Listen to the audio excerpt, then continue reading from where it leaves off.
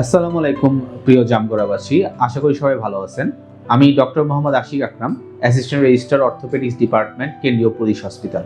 নিয়মিত চেম্বার করছি হলিল্যাব hospital, 6তলা bus stand, Jamgora, ঢাকাতে, প্রতি রবি, বুধ এবং শুক্রবার।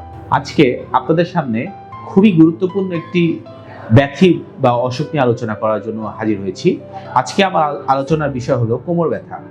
কোমর বা মাজা ব্যথা আমাদের দেশে খুবই একটি কমন একটা অসুখ। আপনারা যারা গার্মেন্টস কর্মী আছেন, গার্মেন্টসে চাকরি করছেন, তাদের কিন্তু দীর্ঘক্ষণ বসে অথবা দাঁড়িয়ে কাজ করতে হয়। দীর্ঘক্ষণ বসে অথবা দাঁড়িয়ে কাজ করার দরুন আপনাদের কোমর ব্যথা হয়ে থাকে। এ ধরনের ব্যথার ক্ষেত্রে আমরা আপনাদেরকে কিছু নিয়ম কানুনের মধ্যে সাজেস্ট করি এবং পাশাপাশি কিছু ওষুধপত্র প্রদান করি এবং একটি নিয়ন্ত্রিত জীবনযাপনের মাধ্যমে কোমর ব্যথা প্রতিকার হওয়া সম্ভব। প্রথমে আমরা জানবো কোমর ব্যথার কারণ কি।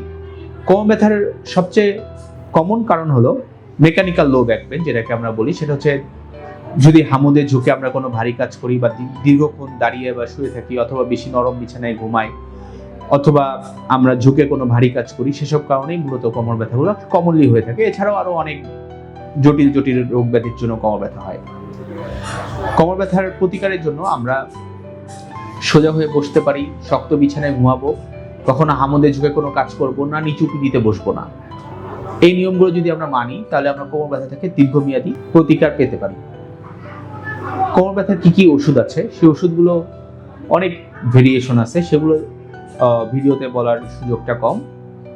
যদি এত কিছু নিয়ম মানার পরেও আপনাদের কোমর ব্যথা ভালো না হয়, সেক্ষেত্রে আপনারা হলিল্যাব হসপিটালে যোগাযোগ করবেন। আমাদের এখানে দক্ষ অর্থোপেডিশিয়ান আছে, তাদের শরণাপন্ন হবেন।